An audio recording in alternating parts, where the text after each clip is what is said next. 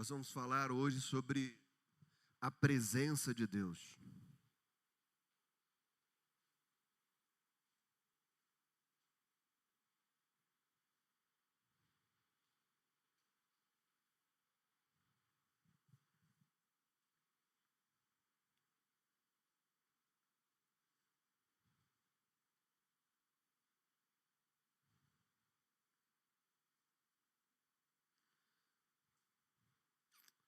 Eu vou ler o versículo 1, 2 e 3. Amém? 1, 2 e 3. Tá? O tema da meditação, o tema da mensagem dessa noite é: nada substitui a presença de Deus. Nada substitui a presença de Deus. Eu vou confessar para os irmãos, eu peguei emprestado esse tema e substituí a palavra presença. Na verdade, eu substituí talento por presença. Vocês vão saber. Diz assim: nada substitui talento. Pegaram aí? A Associação dos Publicitários fazem isso. Aí eu tirei talento, falei, peraí, nada substitui a presença de Deus. Deu para pegar? Então é a presença de Deus realmente. Nós precisamos valorizar a presença de Deus. E qual é a melhor forma de valorizarmos a presença do nosso Deus? Obrigado, Nel. É realmente valorizando, destacando de que ela é insubstituível, inefável, imensurável e que faz diferença, irmãos. É na presença do Senhor que as coisas acontecem.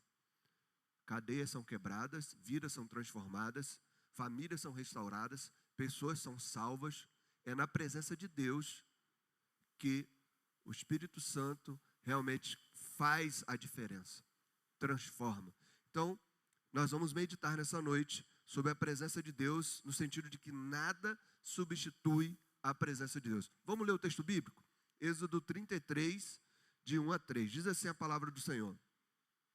Disse mais o Senhor a Moisés: vai, sobe daqui, tu e o povo que fizeste subir da terra do Egito, a terra que eu jurei a Abraão, a Isaque e a Jacó, dizendo: a tua descendência darei, e enviarei um anjo adiante de ti. Lançarei fora os cananeus, e os amorreus, e os heteus, e os perizeus, e os heveus, e os jebuseus, a uma terra que mana leite e mel, porque eu não subirei no meio de ti, porquanto és povo de dura cerviz, para que não te consuma eu no caminho. Esse é o texto bíblico, amém? Vamos orar mais uma vez? Curva a sua cabeça, feche seus olhos, por favor. Senhor, em nome de Jesus, obrigado pela tua palavra lida, obrigado, ó Deus, por esse culto, pelos louvores, ó Deus, pelo momento ofertório, e agora te pedimos, ó Pai, que haja a iluminação dos altos céus sobre a nossa mente, possamos ter entendimento da sua palavra, e que, ó Deus, o teu Espírito possa falar conosco nessa noite, e que, ó Deus, a sua presença possa se manifestar nessa noite, em nome de Jesus, amém e amém. Glória a Deus, queridos. Então vamos lá, vocês vão achar assim, ele está maluco. Ele está falando sobre a presença não ser substituída, mas lê um texto bíblico que o texto está dizendo que Deus não vai andar adiante, em algumas versões, ou andar no meio do povo, porque o povo tem dura cerviz e Deus iria consumi-lo no meio do caminho. Mas sabe aquela sensação de que você valoriza quando você perde? É mais ou menos isso que aconteceu aqui com o povo de Israel.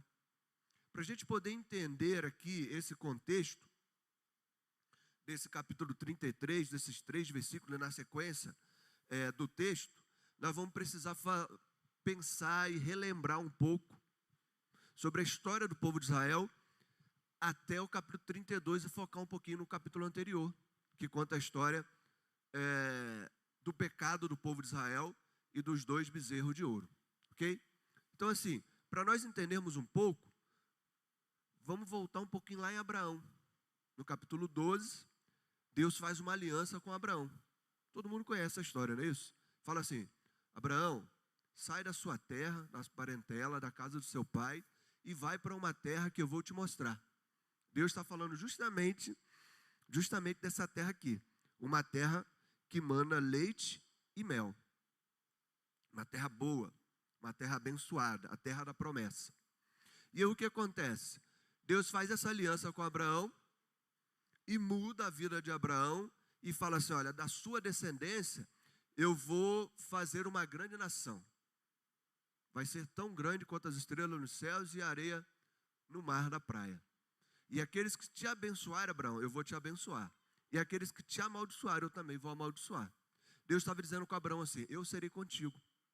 Eu estarei contigo todos os dias da sua vida. Só que, por incrível que pareça, essa promessa não se cumpriu em Abraão, mas na descendência dele.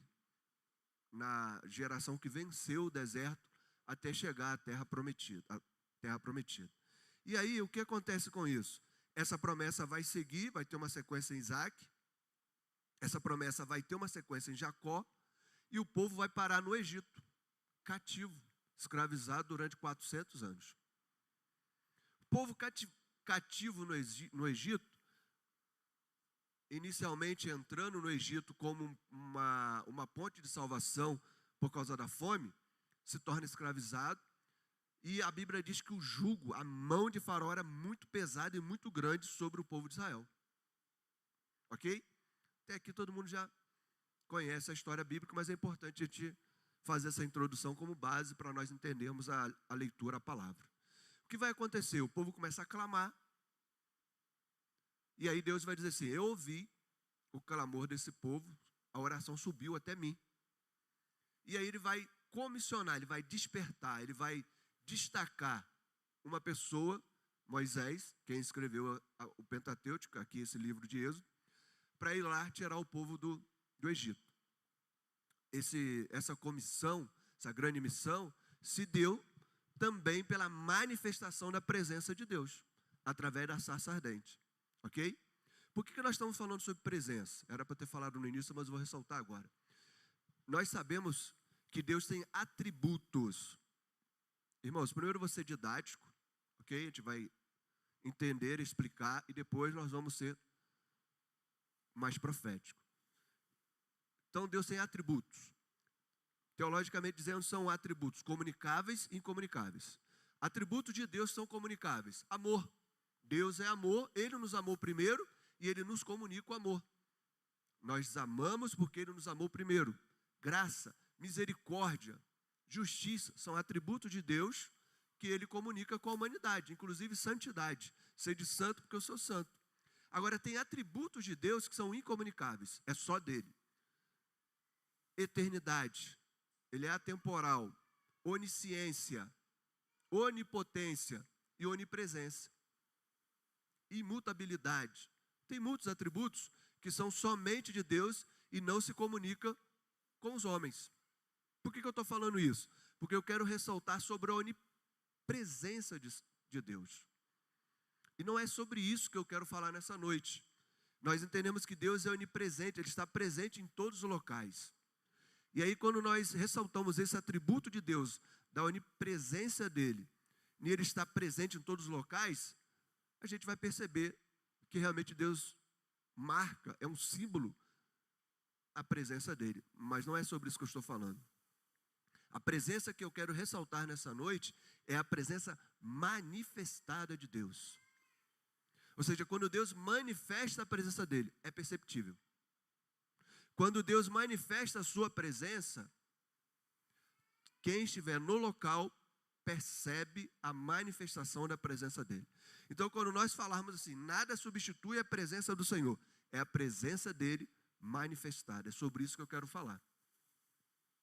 Então, ressaltando aqui, nós estamos no comissionamento de Moisés para retirar o povo do Egito, dentro da introdução da parte histórica do povo de Israel.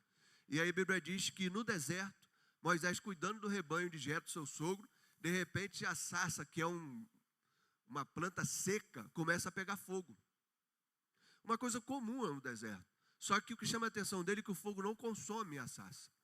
E aquilo chama a atenção, ele vai para perto. E de repente, Deus começa a falar com Moisés. Então é a presença manifestada de Moisés, comissionando, dizendo assim: Moisés, volta para o Egito. Tira o meu povo de lá.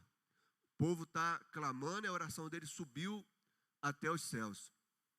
E Moisés começa a dar desculpa, dizer que é gago, que não pode. Como é que faz para falar com o faraó? Quem que vai enviá-lo? E ele dá toda a direção, todo o ensinamento, diz: fala que o grande eu sou te enviou. Moisés toma coragem, chama seu irmão Arão, parte para o Egito e vai conversar com o faraó, que é o homem mais poderoso daquela época. É o Trump da época, né? E aí, vem as 10 pragas e faraó, então, com o coração endurecido, libera o povo a sair do Egito. O povo sai do Egito, se depara com o Mar Vermelho e agora faraó vem atrás, o mar está aberto, o mar está na frente, que vai fazer? A presença de Deus se manifesta mais uma vez e o mar se abre para o povo passar a seco. Por que eu estou falando isso? Porque ao chegar do outro lado, o povo encontrou muita resistência, porque se deparou com o deserto, se deparou com a oposição, por exemplo, dos moabitas, dos amalequitas, que levantaram guerra contra o povo de Israel, e também com a própria dificuldade do deserto em si. O deserto durante o dia é um calor com o sol escaldante, e à noite temperaturas muito baixas, chega a fazer frio. Sem falar que tem escassez e é um ambiente muito árido. Não tem alimentação e não tem água. Então, assim, para esse povo de dura cerviz viver 40 anos nesse deserto, somente pela presença de Deus. E aí vocês podem perguntar: que presença é essa? É a presença manifestada de Deus sobre o povo de Israel. Como que nós sabemos que essa presença de Deus está manifestada? Simples. Quando o povo está com sede, o que o povo faz? Reclama, pede água, mas murmura. Fala assim: Senhor, foi para isso que nos tirou do Egito? Para morrer de sede aqui? Deus fala com Moisés, Moisés toca na pedra e Deus tira a água da pedra para o povo.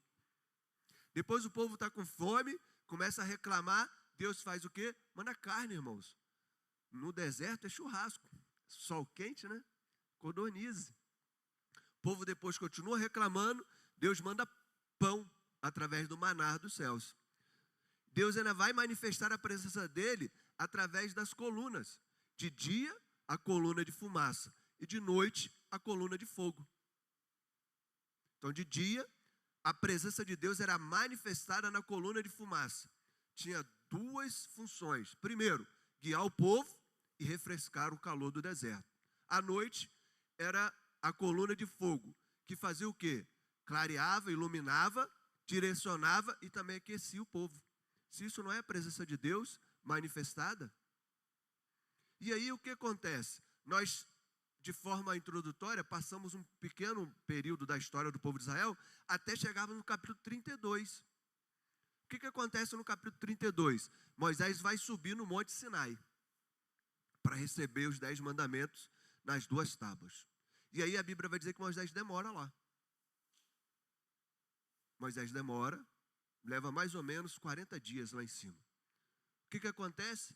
O povo entra em desespero. Acha que Moisés poderia ter morrido.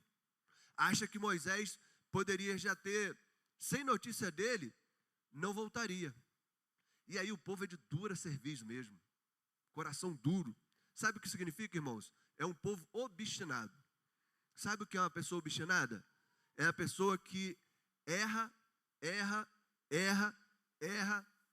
e continua errando. Ela não muda. Obstinação é um pecador sem perdão, sem salvação. É isso que Deus está falando no povo de Israel. Quando ele diz dura cerviz, coração endurecido, obstinado, é um povo que peca, é um povo que não se arrepende e é um povo que está sempre pecando e não quer mudar. E o capítulo 32 simboliza justamente essa obstinação do povo de Israel. O que eles fazem? Eles começam a pressionar Arão, irmão de Moisés, que era ali o sumo sacerdote da tribo de Levi, o levita responsável por toda a adoração, e na falta de Moisés, o líder do povo, o povo então começa a fazer o quê? A pressionar Arão e dizer assim: Moisés morreu. E agora? Nós vamos juntar todo o povo, vamos pegar ouro, ornamento, tudo que tem no povo e vamos fazer para nós deuses. Primeiro ponto aqui. O povo tinha saído do Egito, tinha visto o comissionamento de Moisés, tinha visto o mar se abrir, as 10 pragas, tinha visto a coluna de fogo, a coluna de nuvem, de fumaça, tinha visto a água sair da pedra, maná cair do céu, mas o povo era de dura cerviz e era um povo que pecava. Então o que eles fazem? O capítulo 32 vai dizer que eles fazem 2 bezerros de ouro. 2 bezerros de ouro, irmãos. E eles começam a fazer uma festa diante desses 2 bezerros. Começa a adorar aqueles 2 bezerros de ouro, numa sinalização clara de que toda a religião egípcia ainda estaria impregnada sobre a cultura de Israel ali ainda. O povo ainda não havia ainda se livrado do paganismo, do politeísmo egípcio, de adoração a vários deuses, e começa a fazer uma festa diante desses bezerros de ouro. Como que era essa festa? Era uma festa pagã realmente. Uma festa de promiscuidade sexual e tudo. Uma coisa horrível. O que acontece? Em Êxodo 32, a partir do versículo 7, Deus vai falar assim para Moisés: Moisés, desce, porque o teu povo está pecando. Teu povo que tem um coração duro, que é um coração que é voltado para o pecado, está pecando, se afastando de Deus. E aí o que a gente tem aqui, irmãos?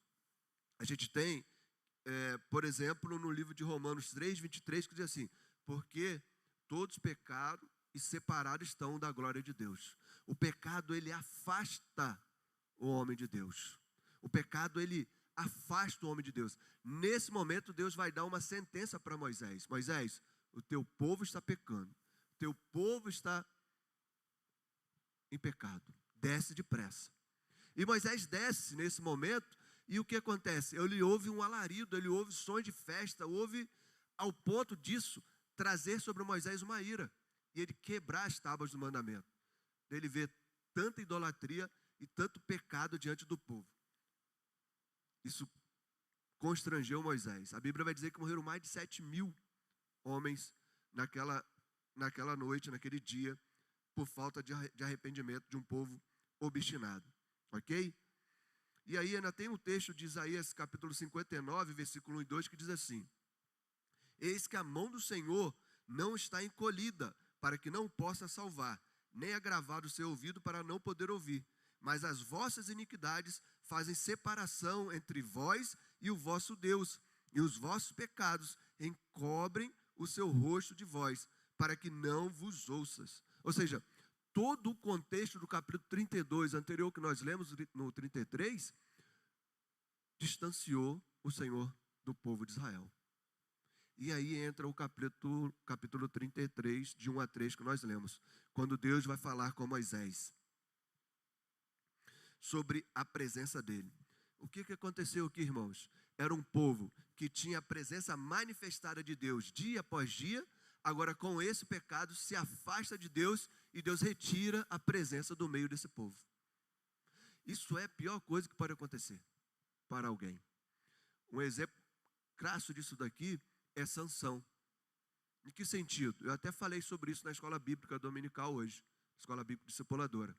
Sansão era nazireu, Sansão foi um homem criado como príncipe, criado onde o Espírito Santo se apossou dele, concedendo a ele uma força sobre-humana, porque o Espírito Santo quer o poder da força dele, e de repente ele começa a brincar com o pecado e ele perde a presença do Senhor. A Bíblia vai dizer que o Espírito Santo do Senhor sai dele. E aí, a expressão bíblica é que ele está dormindo, é acordado, e aí quando os filisteus vêm contra ele para lutar e para prendê-lo, ele diz assim: me levantarei, me sacudirei e lutarei e derrotarei o povo filisteu como fiz das outras vezes. O que isso denota para nós? Denota que ele perdeu a presença do Senhor, porque o Espírito Santo saiu dele e ele nem havia percebido. Então a falta da presença de Deus é uma coisa horrível.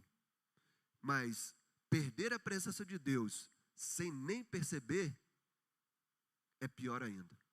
E isso aconteceu com o povo de Israel aqui no capítulo 32. Eles se distanciaram e perderam a presença de Deus. E aí Deus está dizendo assim: Moisés, desce porque o teu povo pecou. Desce depressa porque o teu povo pecou.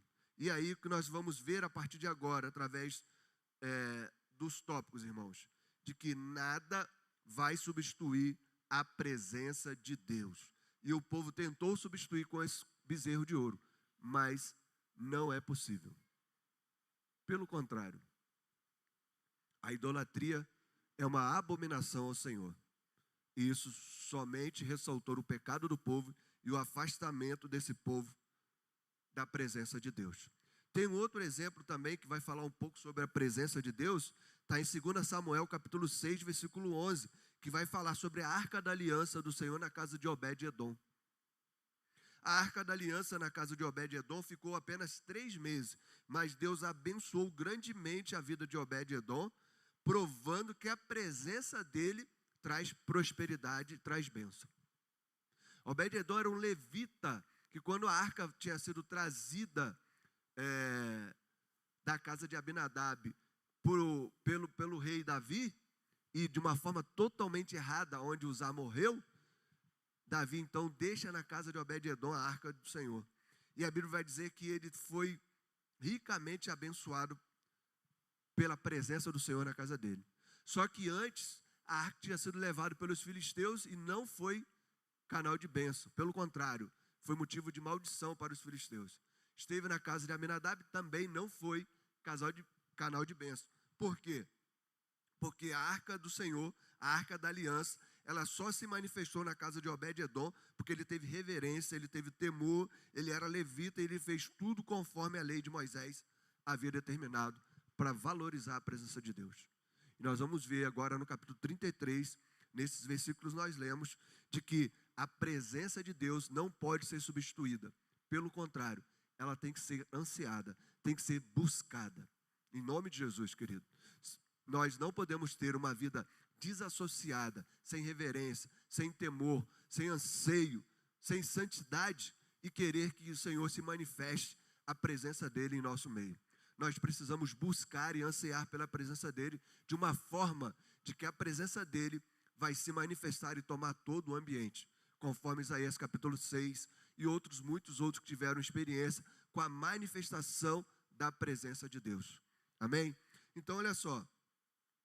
De acordo com o texto que nós lemos, nada pode substituir a presença de Deus. Então vamos ver agora o que não pode substituir a presença de Deus. Primeiro tópico, no versículo 1, é A, que diz assim: permissão. A permissão não pode substituir a presença do Senhor. A permissão, ela não pode substituir a presença do Senhor. Olha só o versículo 33. O versículo 1 do capítulo 33. Disse mais o Senhor a Moisés: vai, sobe daqui, tu e o teu povo que fizeste subir do Egito, a terra que eu jurei a Abraão, Isaque e Jacó. Então, irmãos, preste atenção. O versículo 1, a parte A, Deus está dando uma permissão para Moisés ir embora com o povo de Israel. Ele está dizendo: sobe daqui, sai deste lugar, tu e o teu povo que tiraste da terra do Egito. Moisés está recebendo de Deus uma permissão, Moisés está recebendo de Deus uma autorização, uma direção para poder sair. Vai, sobe daqui, tu e teu povo. Só essa palavra seria suficiente para Moisés pegar o povo e sair e subir em direção à terra prometida. Mas ele não faz isso. Por quê? Porque ele não queria somente a autorização de Deus, ele queria também a presença de Deus. Tem muitas pessoas agindo somente pela permissão de Deus. Só que a permissão de Deus é mais para provação. A permissão de Deus é mais para provar nosso caráter, a nossa santidade, para buscar a nossa aprovação. Ah, pastor, o senhor está falando que nós não devemos agir sobre a permissão de Deus? Não é isso, é claro que não. Você tem que buscar a orientação do Senhor e a permissão dele e a direção dele para a sua vida. Mas Moisés quis mais do que a permissão. Moisés quis mais do que a autorização. Quis mais do que a direção. Moisés quis a presença manifestada do Senhor para poder agir. Agir somente sobre a permissão, sobre a autorização, não vai ser uma garantia da manifestação da presença de Deus.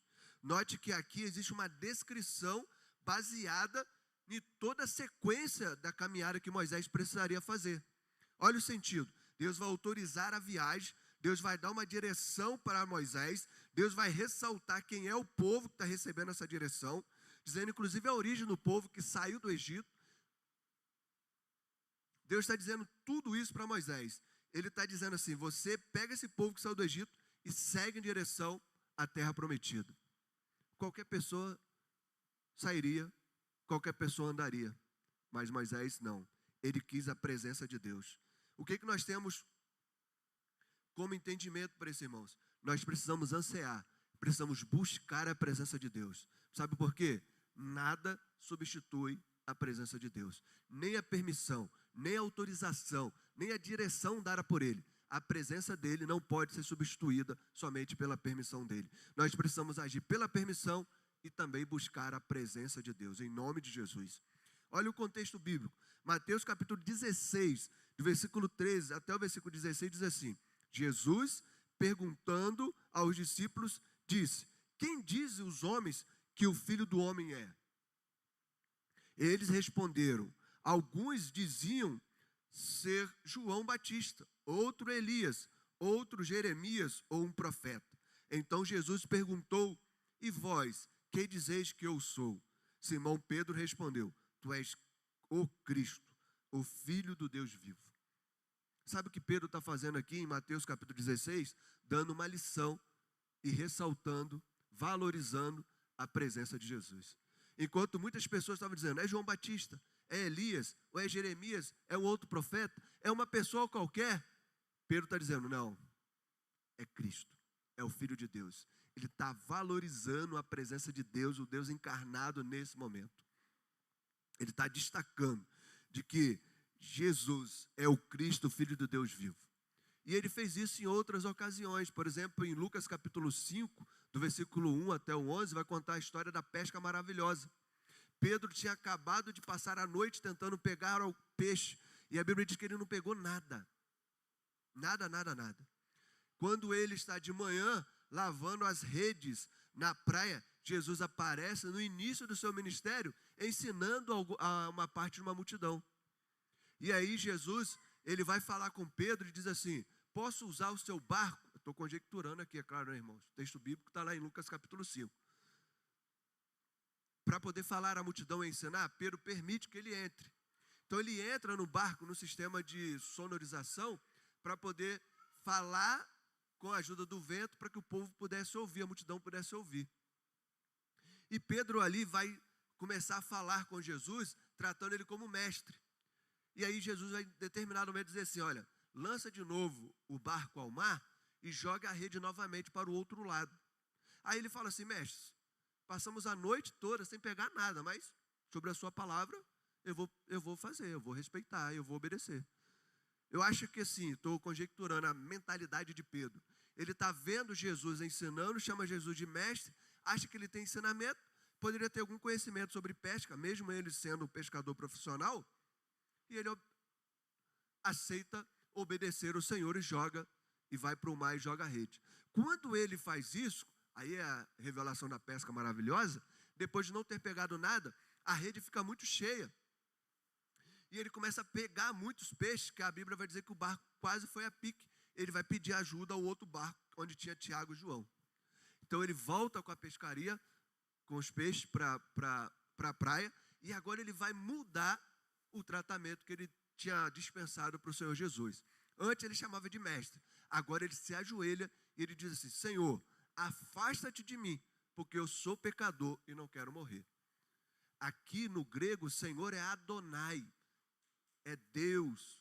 Então assim, para um judeu, estar diante de um homem e direcionar para ele uma descrição de Adonai, de Senhor nos céus, ele realmente estava reconhecendo Jesus como Cristo mais uma vez aqui, dizendo assim: tu és Cristo, Filho do Deus vivo. E ele estava ressaltando que era pecador e diante de Deus ele poderia morrer. Em Apocalipse 1, versículo 17, João está tendo uma visão de Jesus. Jesus está se manifestando para João. Ele estava exilado na ilha de Pátio, mas é arrebatado em espírito para os céus, para o terceiro céus. E quando ele chega lá, o próprio Jesus, na forma glorificada, vai conversar com João Batista, com João, o escritor do Evangelho de Apocalipse, não João Batista o profeta, tá? E aí, qual que é o contexto? Apocalipse 1,17 diz assim: Jesus vai se aproximar de João, e João, quando tem essa visão, ele também se coloca prostrado e ele diz assim: ai de mim, porque meus olhos viram o Senhor e eu vou morrer. Qual é a visão que João está tendo ali, irmãos? De um Cristo glorificado.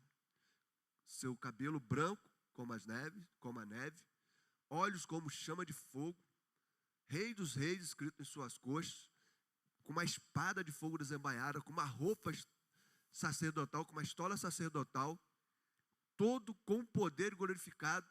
E ele começa a pensar assim: eu vou morrer agora, porque eu estou diante da presença do Deus vivo. E a Bíblia vai dizer que Jesus coloca a mão direita sobre o ombro dele e diz assim: não temas. A presença de Deus, ela é reconfortante, irmãos. E ele diz assim: eu sou o primeiro e eu sou o último. Eu sou o alfa, eu sou o ômega. Ele está dizendo: não temas, porque tudo começou por mim e tudo passará por mim. Não precisa ter medo. Sabe, a presença de Jesus manifestada, a presença de Jesus glorificada, foi essa visão maravilhosa que João teve em Apocalipse. Então, o que nós precisamos ter? Permissão de Deus? Não, precisamos ir além. Precisamos buscar e ansiar pela presença manifestada de Deus, pela presença manifestada. E era isso que Moisés queria, que a presença de Deus fosse manifestada nesse mesmo tempo.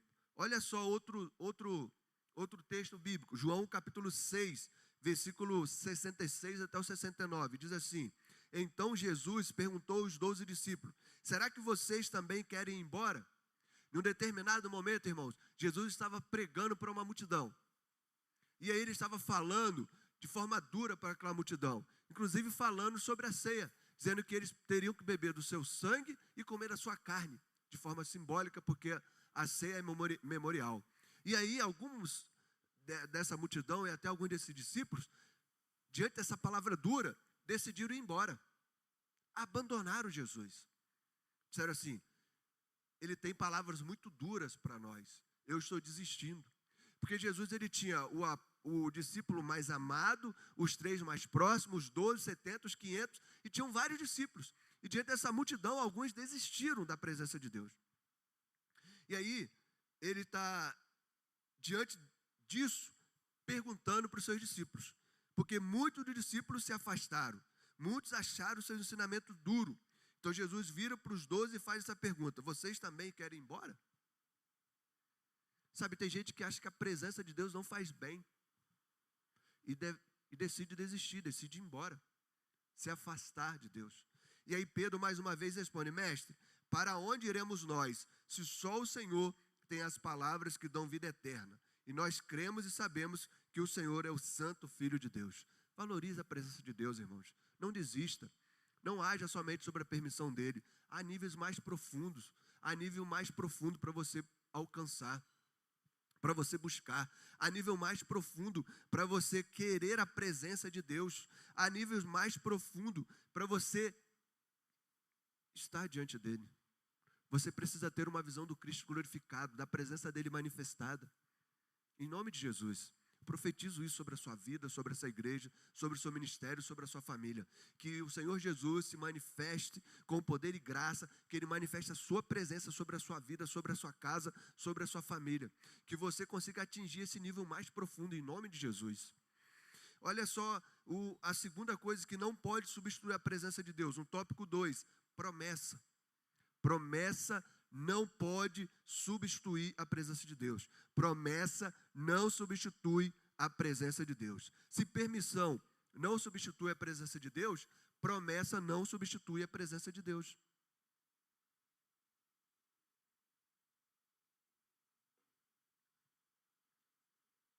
Note que também no versículo 1b, nós lemos o versículo 1a, onde Deus está dando a permissão para Moisés ir. E agora, na parte B desse versículo, ele está falando sobre a promessa, ele está ressaltando a promessa que ele fez a Abraão, a Isaac e Jacó. Olha o que está escrito: a terra que jurei a Abraão, a Isaac e Jacó, dizendo, a tua descendência te darei. Deus está ressaltando, além da permissão, ele está dizendo, eu estou ressaltando a promessa que fiz aos patriarcas, aos seus antepassados. E aí a pergunta que eu faço: Moisés teria total condição de sair debaixo de uma promessa. Tem muita gente andando sob uma promessa, e é válido. Deus tem promessa para você, em nome de Jesus, receba. Mas nós precisamos ir além da promessa, irmãos. Eu espero estar falando hoje para uma igreja madura, uma igreja que quer crescer espiritualmente, uma igreja que quer se aprofundar e quer muito mais do que a permissão e muito mais do que a promessa, quer viver a presença de Deus manifestada na vida. Então, assim, irmãos, Moisés teria aqui a possibilidade de andar sobre a promessa. Quem não quer ouvir do próprio Deus a ratificação de uma promessa? Olha, eu prometi e estou ratificando que vou cumprir essa promessa. Pode ir, ande, siga diante dessa promessa. Só que Moisés, ele não quis andar somente diante de uma promessa. Nessa parte aqui, Deus está falando com Moisés, está dizendo se a promessa está de pé. Eu vou cumprir, eu vou entregar a terra prometida para você. Tudo que eu falei para Abraão, tudo que eu reforcei para Isaac, tudo que eu reforcei para Jacó, eu estou dizendo e vou fazer para você de novo. A promessa, irmãos, era uma espécie de garantia. E olha só, nós estamos falando de Deus que é fiel na sua promessa. Tudo que ele prometeu, ele cumpriu. Não tem uma promessa que ele fez que passou despercebido. Então, assim, a promessa era uma garantia. Era uma possibilidade de agir sem nenhuma preocupação. Eu estou garantido. Deus me fez uma promessa, eu estou andando debaixo dessa promessa, eu não estou preocupado porque eu vou receber a terra prometida. Só que tinha um porém, irmãos. A promessa era sem a presença dele. Aí a pergunta que eu faço é: o que vale uma promessa sem a presença de Deus? O que vale uma vida na terra prometida sem a presença dele? Nós precisamos valorizar a presença de Deus. Nós precisamos entender que promessas só são válidas diante da presença de Deus. Eu, preparando esse sermão, relutei muito com isso. Mas como isso, Senhor? Até um hino que canta, um louvor que canta que quem tem promessa não morre, não, sem ver a promessa. Mas Hebreus 11 vai dizer que morreram sem ver. A Bíblia diz que realmente morre sem receber a promessa, sem ver a promessa, né? Como assim? Receber uma promessa e não andar sobre essa promessa. Nós precisamos mais do que ter uma garantia da promessa, ter uma garantia da presença de Deus. E como que, por aplicação, o que eu pensei, o que eu orei, o que Deus falou comigo? Ele falou sobre a experiência de Davi no Salmo 51, quando ele quebranta o coração dele, irmãos. Coração quebrantado e contrito, Deus não vai desprezar, não. E no Salmo 51, versículo 11, diz assim, ó, Davi fala assim: não me expulse da sua presença, nem tires de mim o teu Espírito Santo. Aqui dá para fazer uma diferenciação entre Davi e Saul, os dois primeiros reis de Israel. Ambos pecaram, ambos começaram relativamente bem e tiveram uma decaída com o pecado. Só que agiram de forma diferente. Esse momento eu vou ler, tá? Diz assim, ó, ambos começaram relativamente bem. Depois que Saul foi ungido, Deus lhe deu um novo coração e ele até profetizou. Saul aqui, irmãos, 1 Samuel 10, 9. Seu início de reinado foi caracterizado por uma vitória militar. 1 Samuel 11. Mas as rachaduras apareceram rapidamente. Saul ofereceu um sacrifício ilícito. 1 Samuel 13. Saul fez um voto precipitado. 1 Samuel 14, 24. Não seguiu as instruções de Deus na batalha, 1 Samuel 15, perdeu o controle na presença de Deus, 1 Samuel 19 até o 26, e até consultou uma médium, 1 Samuel 28, que é abominação ao Senhor. Seu reinado foi caracterizado pela desobediência, transferência de culpa, paranoia e recusa em se arrepender. Olha, um homem que foi levantado como primeiro rei de Israel, Deus muda o coração dele e ele vai terminar o reinado dele sem a presença de Deus. Que adianta uma promessa, um reinado sem a presença de Deus, irmãos? Eu não sei onde você tem vivido, eu não sei o que você tem buscado, mas se você tem levado uma vida sem a presença manifestada de Deus, é momento de você se arrepender. Você não pode levar, eu não posso levar, nós não podemos levar uma vida sem a presença de Deus. Nós precisamos buscar a presença de Deus. Um rei sem a presença de Deus é um rei disposto. É um rei que vai ser disposto. Agora Davi, irmãos. Davi também começa bem. 2 vezes ele se recusa a matar Saul quando tem oportunidade. 1 Samuel 24 a 26. Ele lamenta a morte de seus amigos, 2 Samuel capítulo 1. Ele desfruta de vitórias iniciais como rei, 2 Samuel capítulo 5 e 8. Lidera o povo na adoração, 2 Samuel capítulo 6. Ele eleva o potencial rival ao trono, 2 Samuel 9. Mas ele também toma uma decisão ambígua ao fugir para os filisteus. Quando Absalão se levanta, ele foge para pedir ajuda a Aquis, rei de filisteus. Ele toma várias concubinas e esposas, contrariando Deuteronômio 17, 17. Ele se torna adúltero, ele se torna assassino, 2 Samuel 11, causando sérios problemas em sua família. Perto do fim do seu reinado, Deus o castiga severamente por causa dessas decisões. Davi também está perto de terminar o reinado bem ruim. A diferença de Saul para Davi agora, irmãos. Qual é a grande diferença entre Saul e Davi? Davi se arrepende, Saul não. Davi se arrepende de forma rápida. 2 Samuel capítulo 12, versículo 13. Ele não transfere a culpa, ele confia na misericórdia de Deus, mesmo quando enfrenta julgamento divino, quando Natã o confronta. Em resumo, Davi se arrepende, e por isso ele escreve o versículo 11 do capítulo 51 do Salmo, que ele diz, não expulse da sua presença. Davi está dizendo, Senhor, eu posso perder tudo, posso perder o trono, posso perder a riqueza, mas não tire de mim a sua presença. Enquanto Saul se apegou ao trono, Davi, ele valorizou a presença de Deus. Então, em nome de Jesus, querido, nós precisamos valorizar a presença de Deus. Nós não podemos ter uma vida longe da presença de Deus. No tópico 3, nós vamos ver que mensageiro ou anjo de Deus não substitui a presença do Senhor.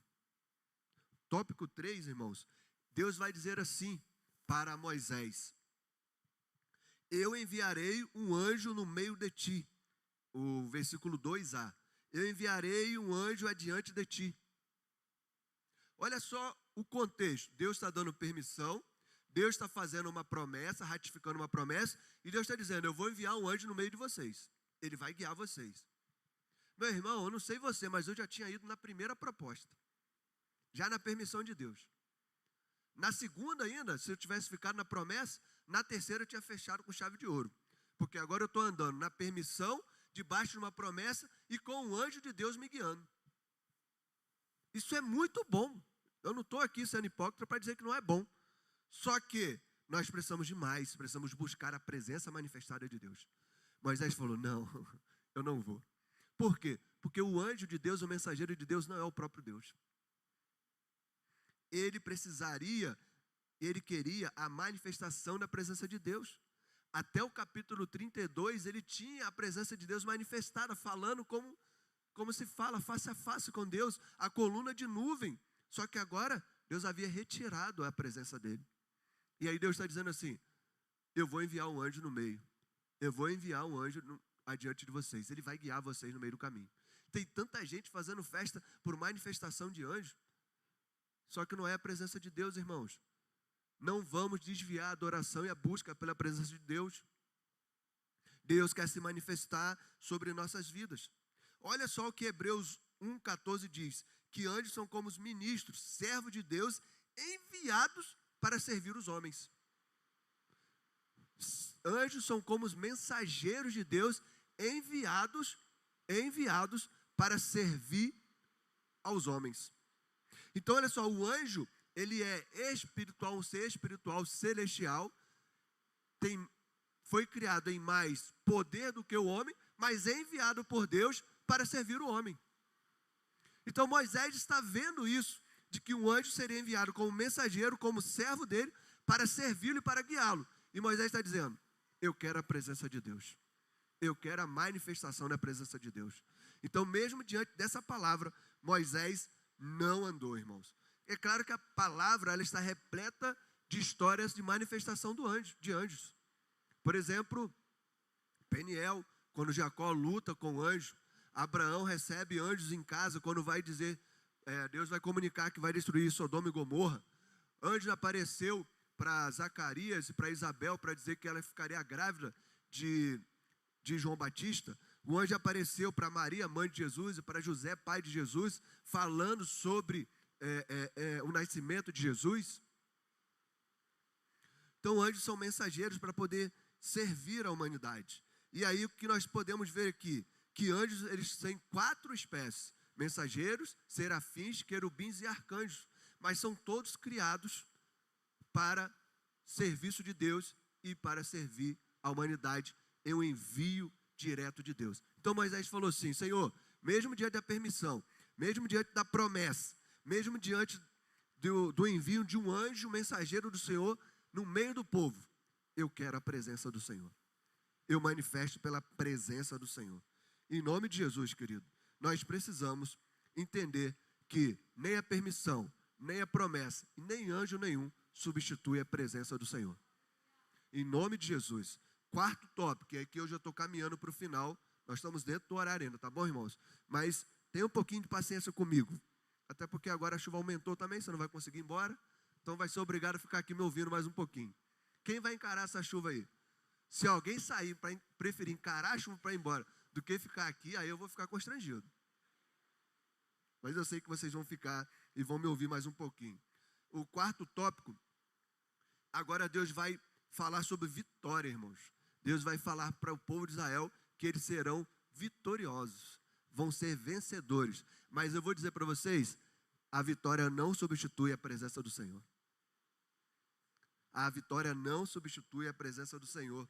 O versículo é 2b, diz assim, lançarei fora os cananeus, os amorreus, os heteus, os perizeus, os heveus e os jebuseus. Ou seja, Deus está dizendo, todo mundo, todo povo que está lá na terra prometida, eu vou tirar e vou dar essa terra para vocês como vitória. Vou fazer vocês vencedores.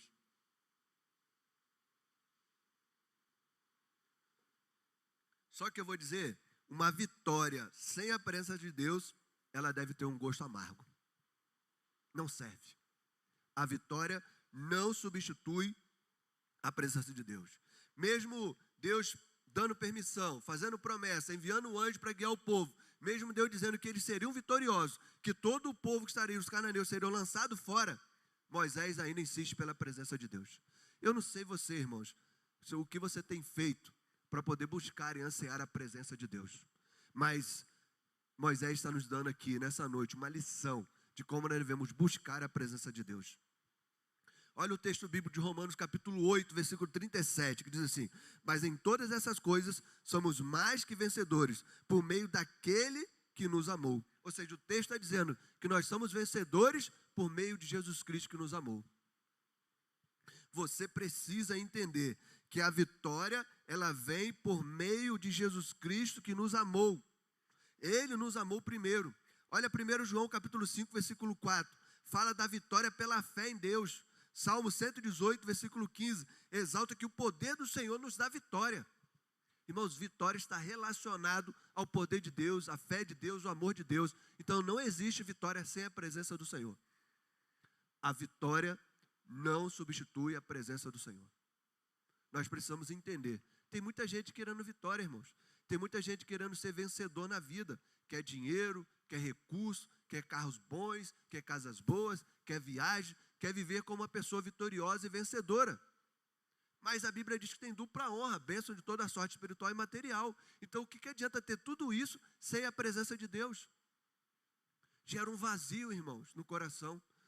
Se você quer vitória realmente, a sua vitória precisa ser diante da presença de Deus. Deus está prometendo lançar os cananeus fora da terra prometida. Mas Moisés está dizendo, Senhor, vem comigo, por favor. Eu preciso receber essa vitória, mas de acordo com a sua presença. Eu acho que ele está certíssimo. Até aqui ele estava experimentando a presença de Deus. Deus está dando água, Deus está dando maná, Deus está dando carne, Deus está se manifestando através da nuvem. E de repente, Deus fala assim, eu não vou mais no meio de vocês. Então, irmãos, não sei qual vitória você está buscando, o que você está buscando vencer, porque a sociedade coloca isso na nossa mente, né? Você tem que matar um leão por dia, você tem que vencer, você tem que buscar o seu lugar no sol.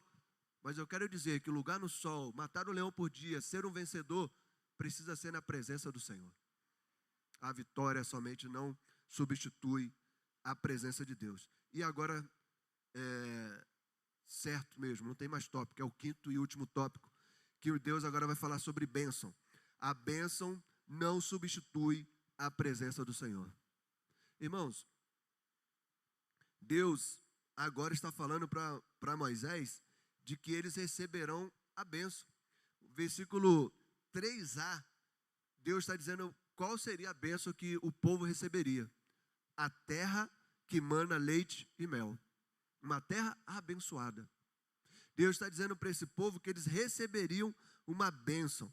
Mas Deus está dizendo assim, essa terra prometida, essa bênção, também será sem a minha presença.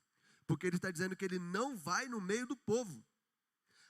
A parte B do versículo 3 está dizendo assim, porque eu não subirei no meio de ti, porquanto és povo de dura cerviz. Acho que eu errei aqui, né? Eu falei 3A, mas acho que não é não, é 2B. Uma terra que mana leite e mel, não é isso? Não, é isso mesmo, 3A, tá certo. 3A.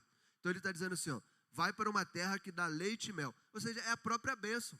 A promessa que Deus havia feito a Abraão, a Isaac e Jacó lá atrás, Deus está entregando agora para Moisés, para esse povo. Então assim, Moisés está agindo diante da permissão de Deus, a autorização de Deus, diante da promessa de Deus. Moisés está agindo diante de uma vitória que Deus está lançando, e Moisés está agindo diante da bênção de Deus, mas ele está dizendo, Senhor, sem a sua presença, a bênção perde o sentido. Sem a sua presença, a bênção perde o sentido. Não adianta eu ir para um lugar que mana leite e mel, se eu não vou poder desfrutar da sua presença. Deus está falando bem claro para ele aqui. Mas não irei no meio de ti. Deus prometeu enviar um anjo justamente porque ele não iria. O que adianta, irmãos, receber bênçãos e mais bênçãos e viver sem a presença de Deus?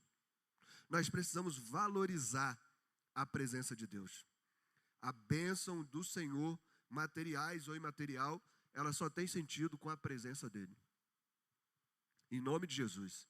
Versículos como Salmo 127, versículo 2, Provérbios 10, 22, que vai falar sobre bênçãos de Deus, sobre nossas vidas, ela só faz sentido para nós se tiver a presença de Deus. E a onipresença dele? Não. É a presença manifestada de Deus, com poder e graça, em nome de Jesus. Então, o que nós podemos tirar como conclusão aqui dessa meditação? É justamente o versículo 3, o 9 e o 14, onde Deus muda todo o quadro de acordo com a presença dele. Vamos ler em sequência? Volte aí para a sua Bíblia, por favor. Vamos ler o versículo 3. Diz assim, ó, vai para uma terra que dá leite e mel. E agora a sentença que Deus está dando.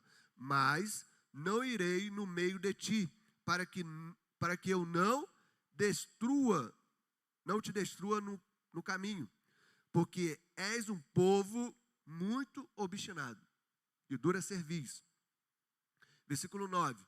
E quando Moisés estava na tenda, a coluna de nuvem descia e ficava à entrada da tenda. E o povo do Senhor falava com Moisés.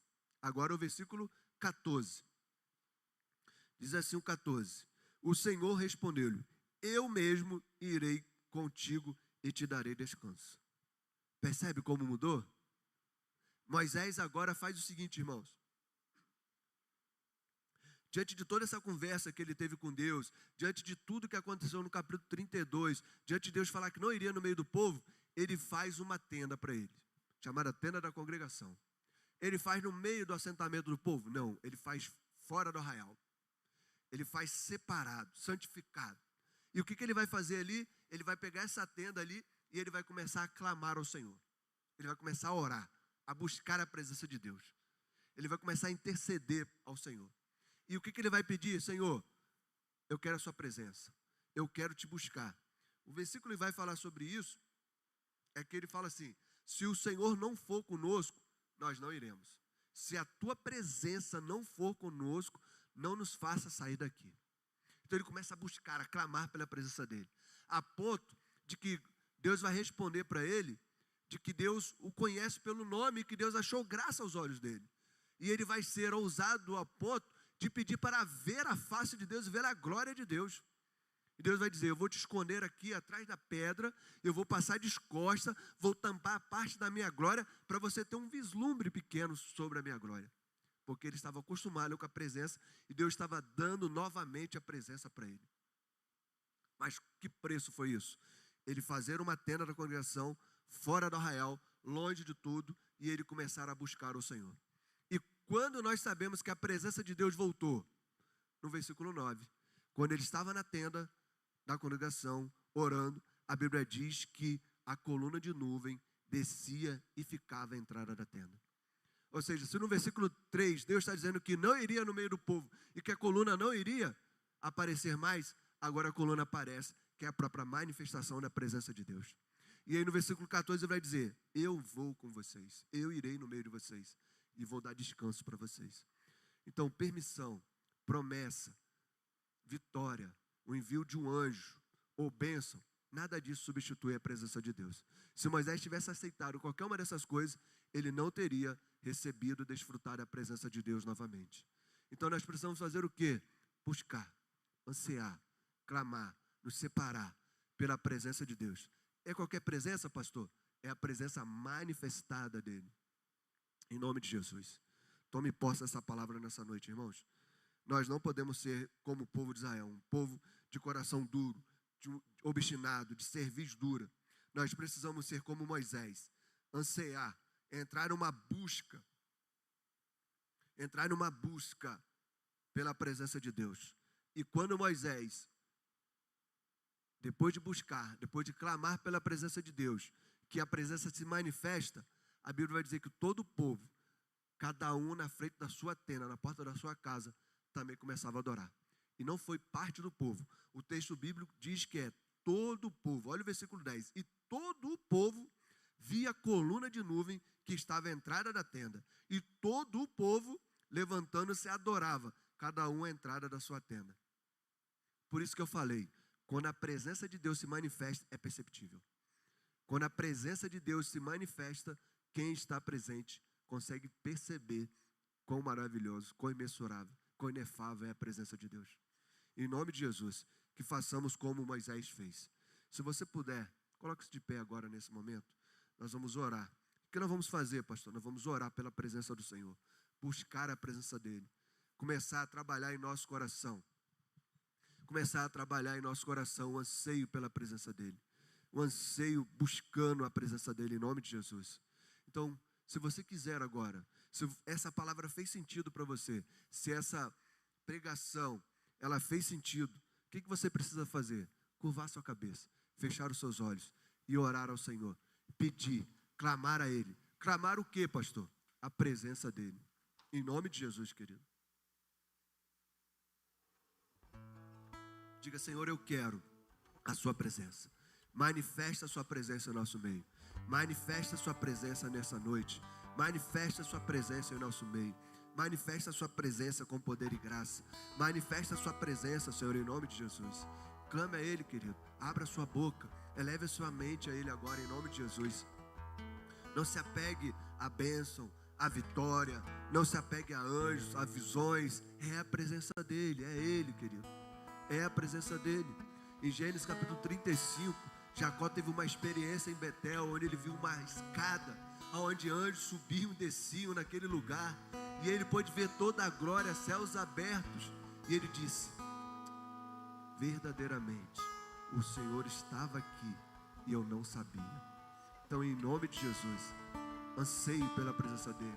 Busque a presença dEle, em nome de Jesus. Eu quero estar nesse lugar onde o pecado é perdoado e as culpas são levadas.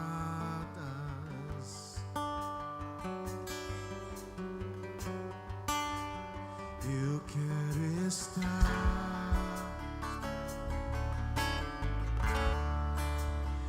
nesse lugar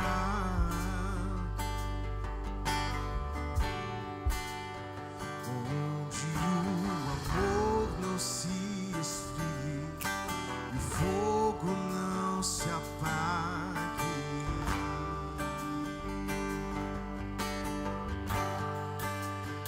Tua presença, Senhor Jesus,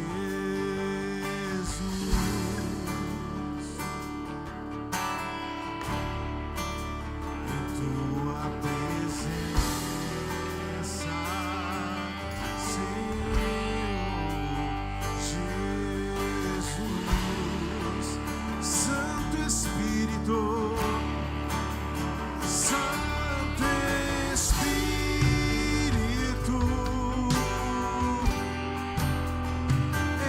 eu me rendo ao teu agir. Meu anseio é permanecer em teu amor, em tua presença, Senhor, tua presença,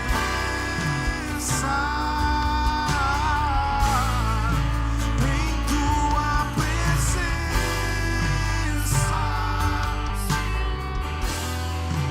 em tua presença.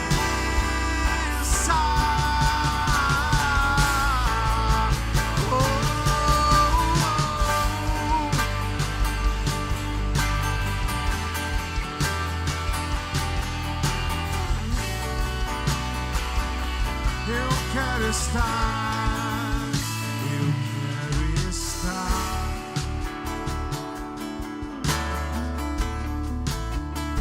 nesse lugar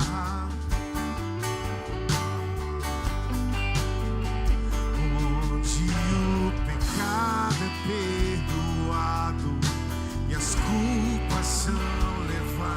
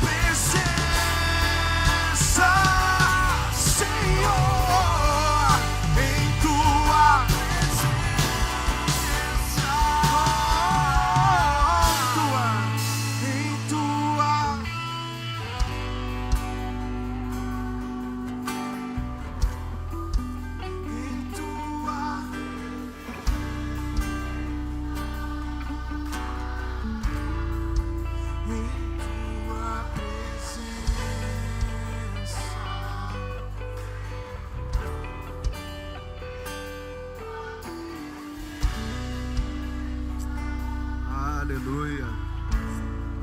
Aleluia, aleluia, aleluia. Aleluia, queridos. Aleluia. Vamos orar. Senhor, obrigado pela sua presença, Pai. Senhor, é em tua presença que as coisas acontecem, Deus. Cadeias são libertas, ó Pai. Em tua presença as pessoas são salvas, ó Pai. Em tua presença o amor é manifestado, Senhor. Em tua presença a cura. Em tua presença há lugar na mesa. Em tua presença a sua graça se manifesta. Em tua presença a sua misericórdia se manifesta. Em sua presença, Senhor. Em sua presença, Senhor. Nós ansiamos pela manifestação da sua presença, Pai. Presença santa. Presença santa. Presença santa. Presença santa. Presença santa. Doce presença, doce presença, doce presença. Presença imensurável, inefável presença. Nós ansiamos pela sua presença, Senhor. Mais do que o ar que respiramos, mais do que qualquer alimento, ó Deus, mais do que qualquer coisa, ó Deus, nós valorizamos a sua presença. Presença extraordinária, doce presença que traz cura, que traz libertação, que traz quebrantamento, presença que salva, que liberta, que transforma. É a tua presença, Senhor. Nós não queremos viver em outro lugar, nós queremos viver na sua presença. Presença que não há condenação, presença que não aponta pecados, presença que traz vida, que gera avivamento. É na sua presença que as coisas acontecem, ó Deus. Não tem sentido, ó Pai, ter uma permissão, uma autorização a andar sem a sua presença. Não tem sentido, ó Deus, ter uma promessa sem a sua presença. Não tem sentido, ó Deus de amor, andar, ó Pai, com o mensageiro, com o anjo sem a tua presença. Não tem sentido receber bênção, ó Pai, sem a tua presença. Não tem sentido, Senhor. Nada tem sentido, nada substitui a sua presença, nada substitui a sua presença, Senhor. Nós profetizamos uma noite de presença em sua igreja. Manifesta a sua presença sobre nossas vidas, sobre nossas casas, sobre nossas famílias, sobre o nosso casamento, sobre nossos filhos, sobre o nosso ministério, sobre o nosso trabalho, Senhor. Nós consagramos tudo ao Senhor e pedimos, manifesta a sua presença sobre esta igreja. Doce presença, presença santa, presença que cura. E nós te agradecemos por isso. Nos ensina, Senhor, a valorizar a sua presença. Nos ensina, Senhor, a buscar a sua presença. Nos desperta, Senhor. Desperta a tua igreja, Deus, a anseiar pela sua presença. Desperta, Deus. Desperta aquele que dorme. Desperta aquele que dorme, Deus. Porque mais vale um dia na sua presença do que 1000 dias em outro lugar, ó Pai. Em nome de Jesus, obrigado pela visitação nessa noite. Nós agradecemos ao Senhor, ó Pai. Em nome de Jesus. Amém e amém. E glória a Deus, queridos. Dê um forte aplauso ao Senhor pela presença dele em nome de Jesus.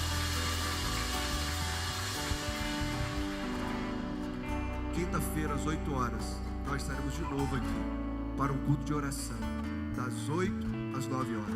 Não falte, nós vamos buscar a presença de Deus. Escolha alguém agora para terminar o culto com a bênção araônica. Olhe para essa pessoa e à medida que eu falar, repita para ela, em nome de Jesus.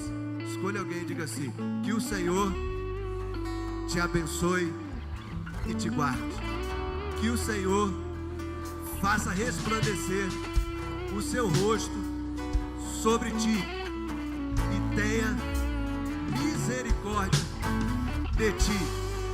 Que o Senhor sobre ti levante o seu rosto e te dê a paz. Aleluia, queridos. Deus abençoe. Vai na paz. Uma semana abençoada. Fiquem todos com Deus.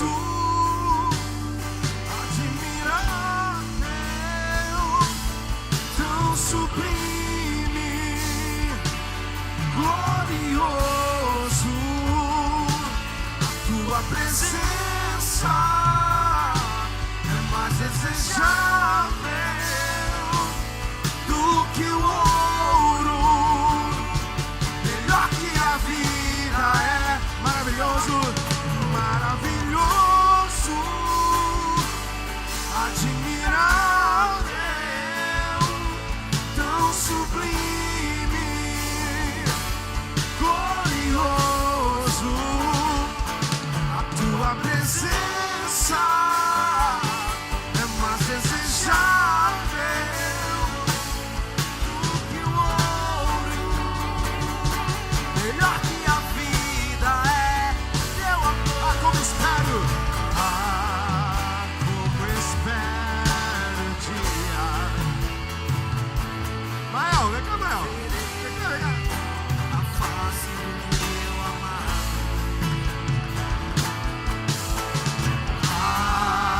Como espero o dia. Tem alegria, enfim será completa. Como espero. Como espero o dia.